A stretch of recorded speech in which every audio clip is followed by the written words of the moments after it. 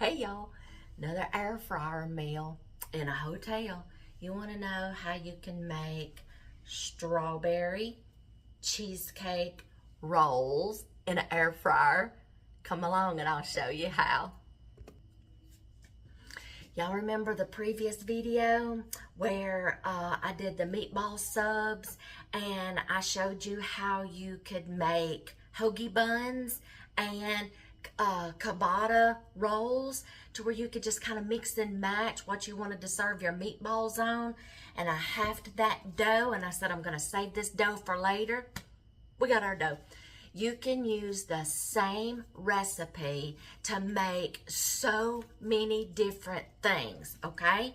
So today we're going to take this dough and we are going to make some rolls like you will cinnamon rolls. Yes, I did bring some of my strawberry sugar-free jam from home because I knew I was going to play around anyway on this trip. And I'm like, let's see what I can do in an air fryer as far as desserts. And then, y'all look at this. Dear hubby's going to be able to enjoy these if I don't drop everything. Okay, so we're going to take that other half of the dough and we're going to roll these out like cinnamon rolls, okay? I got my work area floured. I better flour it some more. Okay. Y'all like my traveling dough roller? Look at this. Look. I'm so excited, y'all. Y'all, I bought this from an Amish Mennonite store in Virginia. I loved that store. I could have stayed in there forever. Here we go. It's just like a kid's dough roller, but y'all, it works. It fits in my box, and we're just going to use it. I'm going to get this spread it out into a rectangle. I got my surface floured a little more than... Okay, let me get this into a rectangle because I'm pretty sure if you've made my cinnamon rolls, my homemade cinnamon rolls, you know how to do this. If y'all haven't seen that video, I'll tag it at the end in one of the corners on your screen, and you can go to it next and watch it. But it's me making my homemade cinnamon rolls from scratch. Or if you want to watch my making cinnamon rolls from Canned Biscuits, you can go, I'll tag that one at the end too. Let me get this into a rectangle, okay? Okay, we got this into a rectangle. Now I'm just going to cover this with butter. Even though I'm putting some of my homemade strawberry jam on there, I still want butter in between these rolls, so that way a back of a spoon will be better.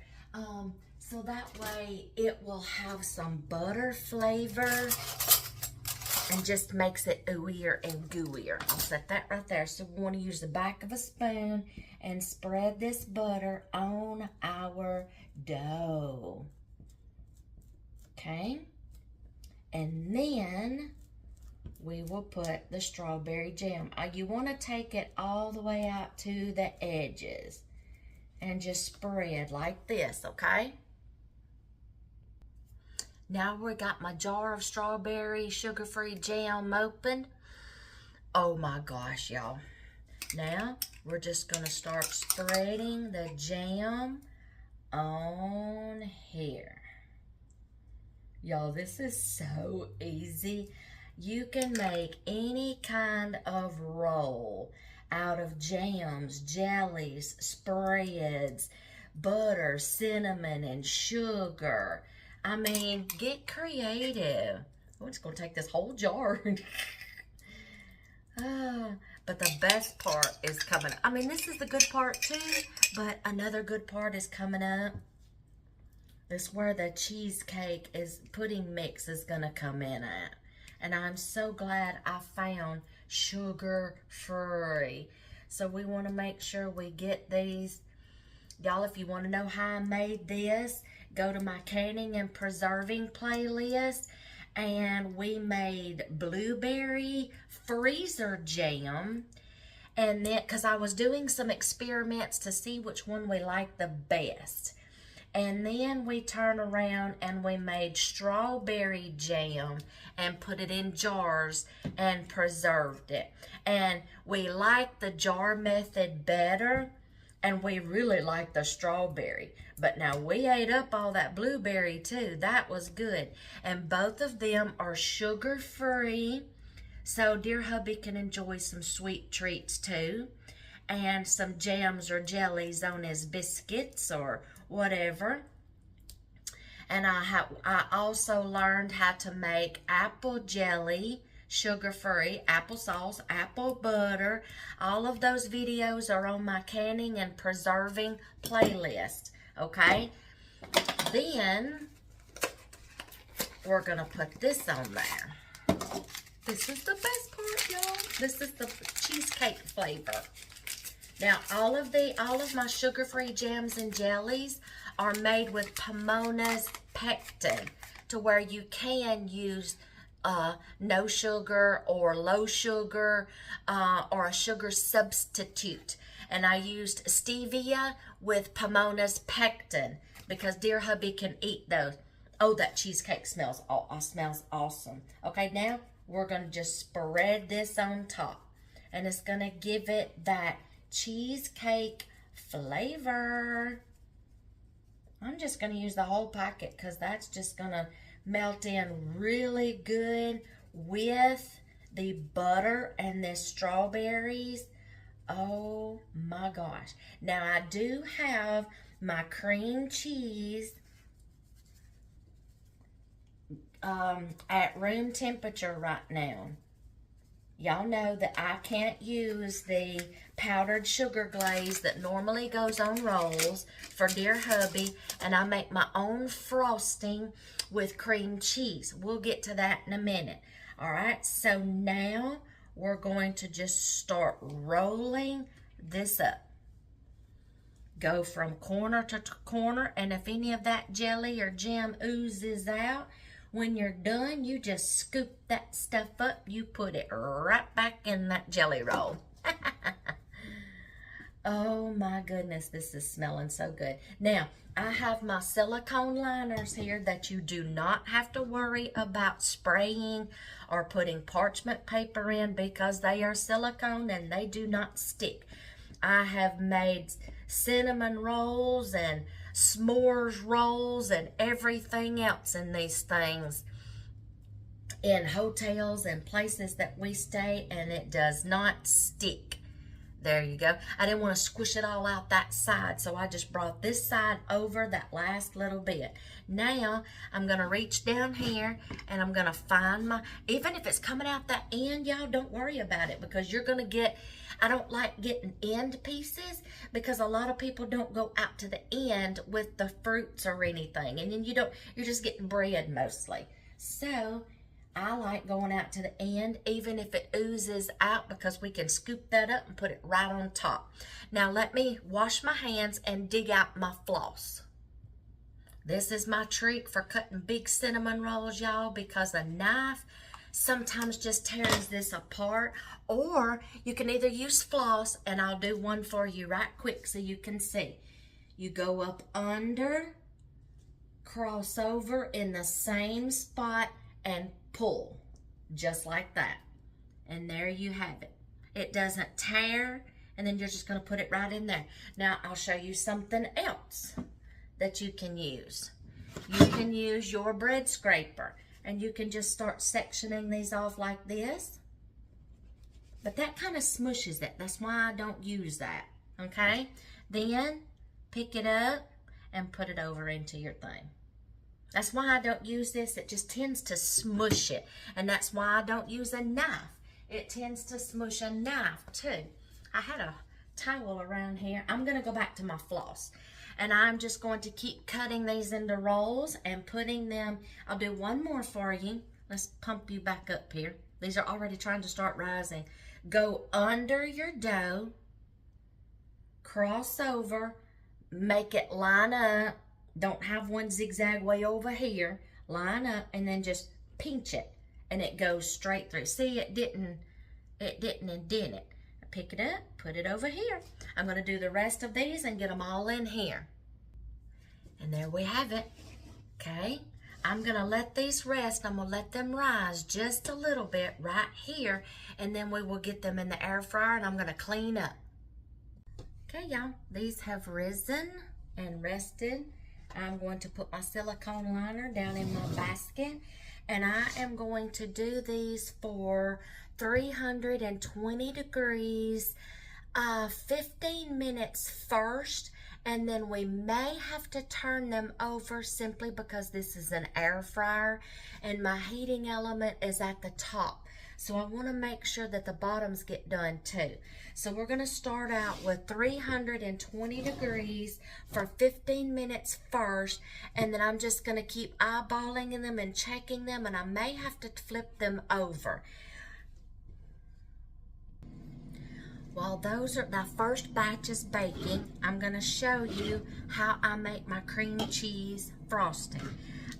Since these are kind of small, and I'm not doing like a big old loaf like I would be at home, I think I'm going to start out with just half a block of room temperature cream cheese. I'll save the other half for another meal, for something else, or I may have to have it, I'm not sure.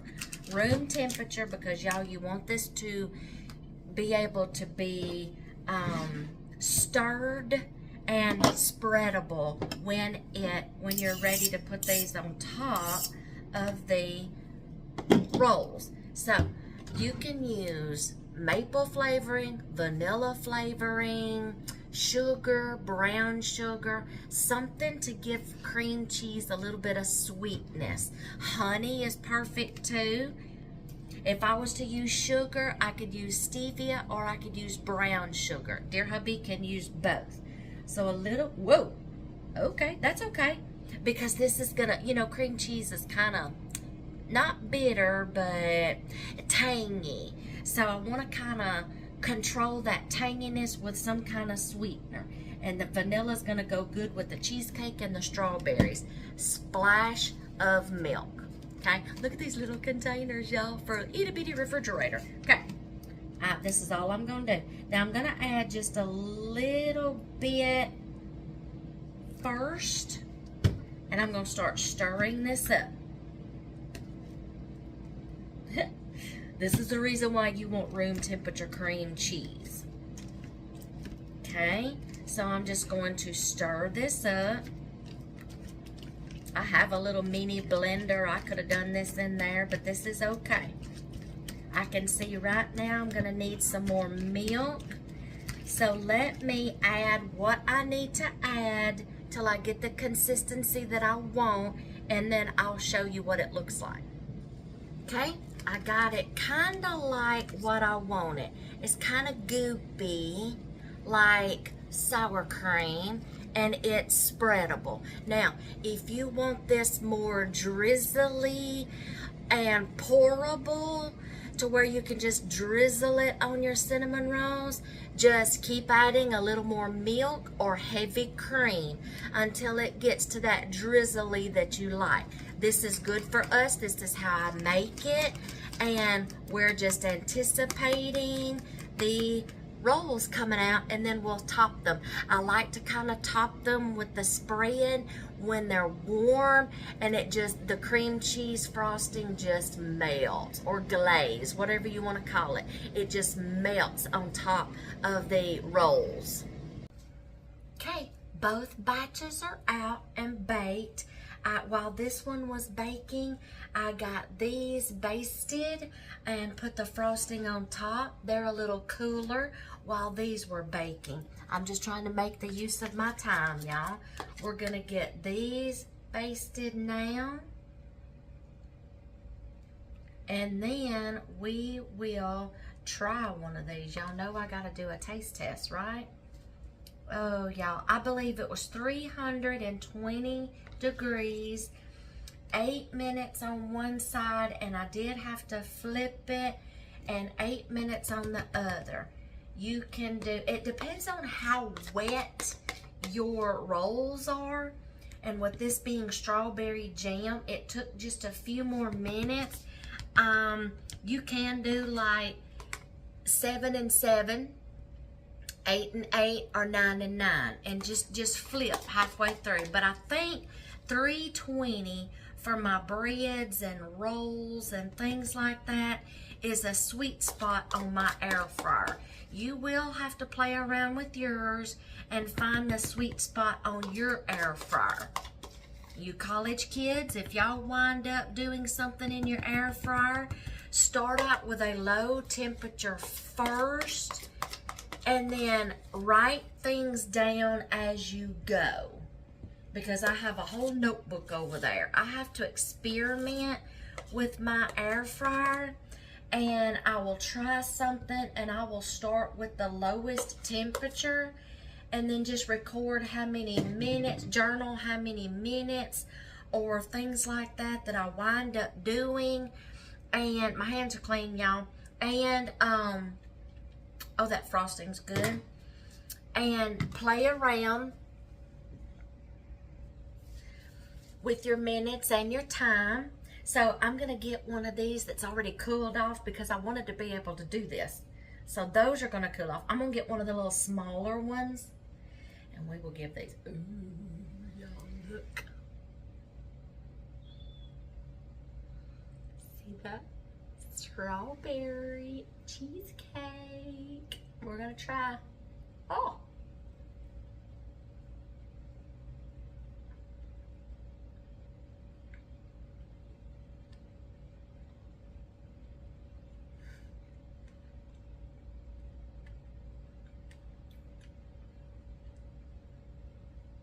I want to shove this whole thing in my face.